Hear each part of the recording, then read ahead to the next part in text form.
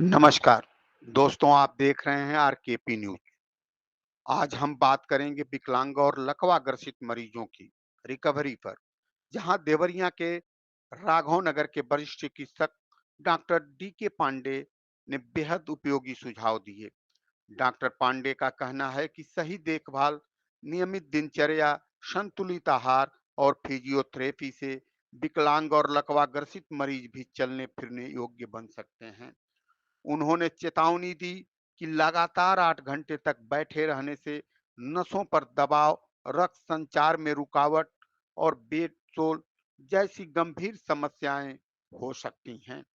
टहलते समय भी सावधानी बरतने की हिदायत देते हुए उन्होंने कहा कि मरीज अचानक तेज न चले, असमतल रास्तों से बचे और बिना सहारे लंबा पैदल न चले। डॉक्टर पांडे ने कहा कि परिवार का सहयोग, सकारात्मक सोच और धैर्य ही सबसे बड़ी दवा है। इसी क्रम में विश्व फिजियोथेरेपी दिवस पर एक निशुल्क चिकित्सा शिविर का आयोजन किया जा रहा है। इस संबंध में श्री पांडे ने बताया कि दिनांक 8 सितंबर 2025 सोमवार, समय सुबह 9 बजे से 1 बजे तक, स्थान देवरही मंदिर के प्रांगण में संपन्न होगा। वहां देवरिया के सभी फिजियोथेरेपिस्ट मिलकर परामर्श देंगे और खास बीमारियों जैसे गर्दन व कमर दर्द, नसों का दबना, साइटिका, लकवा, जोड़ों का दर्द, पोलियो और फ्रैक्चर के बाद की हो रही दिक्कतों के समाधान भी कराए जाएंगे। तो दोस्तों, इस निःशुल्क शिविर का लाभ जरूर उठाएं और अधिक से अधिक लोगों को जानकारी साझा करें। आप बने रहिए हमारे साथ, देखते रहिए आरकेपी न्यूज चैनल और सब्सक्राइब, लाइक, कमेंट करना न भूलें। फिजियोथेरेपी के जरिए मुख्यतः किन किन रोगों का इलाज होता है?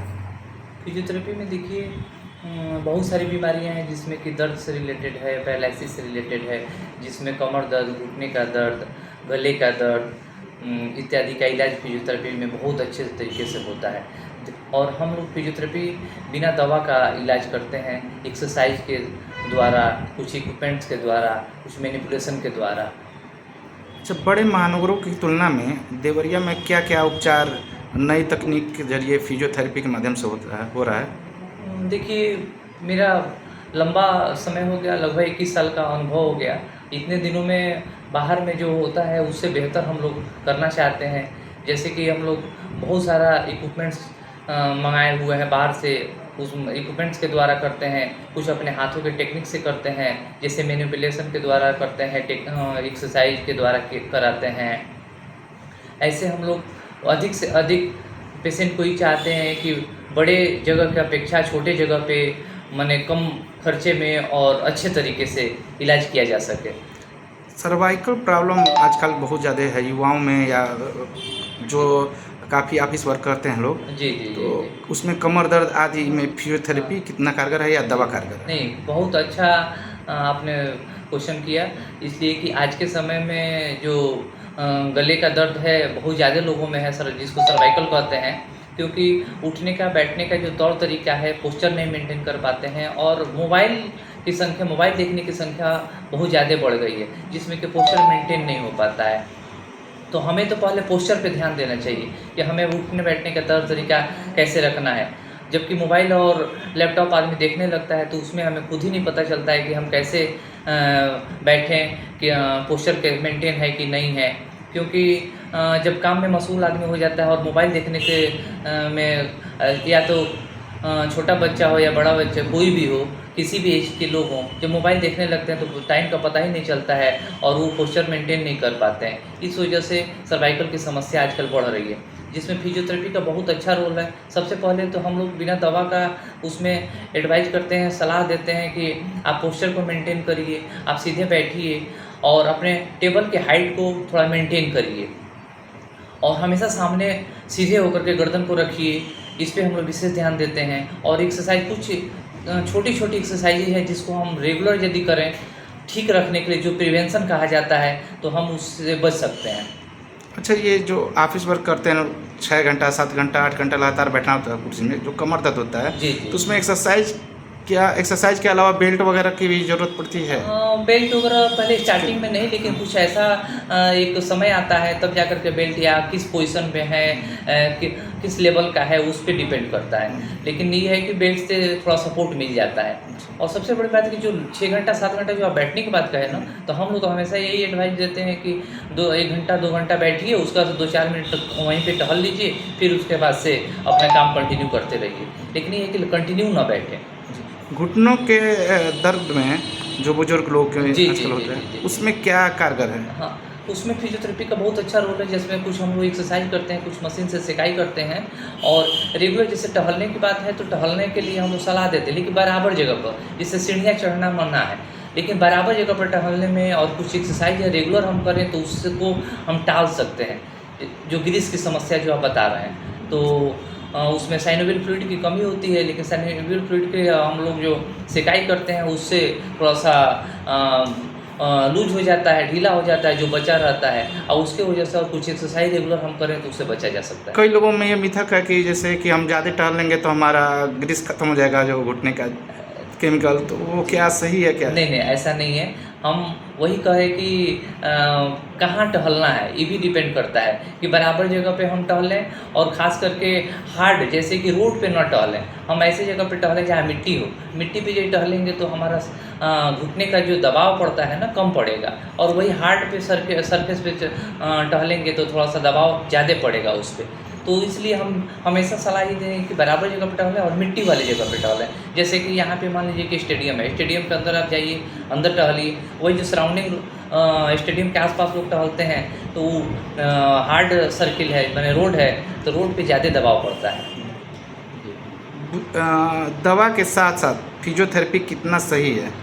दवा के साथ-साथ मतलब हम लोग तो फिजियोथेरेपी में दवा कम से कम एडवाइस करते हैं। दवा ना के बराबर है, बिना दवा का हम लोग इलाज करते हैं, सिर्फ एक्सरसाइज और मशीन के द्वारा और बचाव के द्वारा।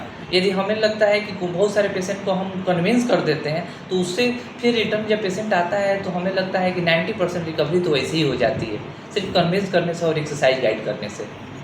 लकवा के मरीजों को कितने दिन के अंदर एक कुशल फिजियोथेरेपी से संपर्क कर लेना चाहिए? जी, जैसे देखिए पैरालिसिस तो मेनली जो होता है ब्लड प्रेशर के कारण होता है, शुगर के कारण होता है, या कहीं एक्सीडेंटल केस है, इस स्थिति में होता है, तो हम फिजियोथेरेपी सेकेंड डे से ही स्टार्ट कर देते हैं। और यदि हमें लगता है कि कंटिन्यू यदि उसकी फिजियोथेरेपी अच्छे से किया जाए तो 100% रिकवरी है, बहुत अच्छा रिकवरी है। अच्छा, मान लीजिए लकवा का मरीज 1-2 महीना हो गया, 3 महीना हो जी, गया, उसका भी क्या रिकवरी संभव है हाँ, फिजियोथेरेपी से? बिल्कुल है। बहुत अच्छा है, क्योंकि दवाओं के साथ दवा तो सिर्फ इसलिए दिया जाता है कि उसका ब्लड प्रेशर, शुगर ये सब यदि है तो वो सब मेंटेन रहे, थोड़ा-सा मल्टीविटामिन दिया जाता है कि ताकत मिले। लेकिन जो पावर आना है, जो मसल वीक हो गए हैं, उसके लिए तो रेगुलर हमें एक्सरसाइज ही करवाएँगे, और कुछ मशीन का भी यूज़ हम लोग करते हैं, और गाइड करते हैं कि कैसे उसको उठना है, बैठना है, चलना है, सारा ही गाइड करते हैं हम लोग। ये आप लोग कैसा एक कैंप लगा रहे हैं, मेडिकल कैंप? जी, हम लोग वो 8 सितंबर सोमवार के दिन देवरही मंदिर देवरिया में कैंप कर रहे हैं। ये कैंप फिजियोथेरेपी डे के शुभ अवसर पे किया जा रहा है, जिसमें कि फिजियोथेरेपी के बारे में अवेयरनेस फैले, सभी के ज़ुबान पे फिजियोथेरेपी आए, जिसमें कि हम लोग बिना दवा का जो इलाज करते हैं, हम लोग ये चाहते हैं कि हर पेशेंट को, हर मरीज को इस बात से ज्ञात हो जाए कि बिना दवा का भी इलाज संभव है।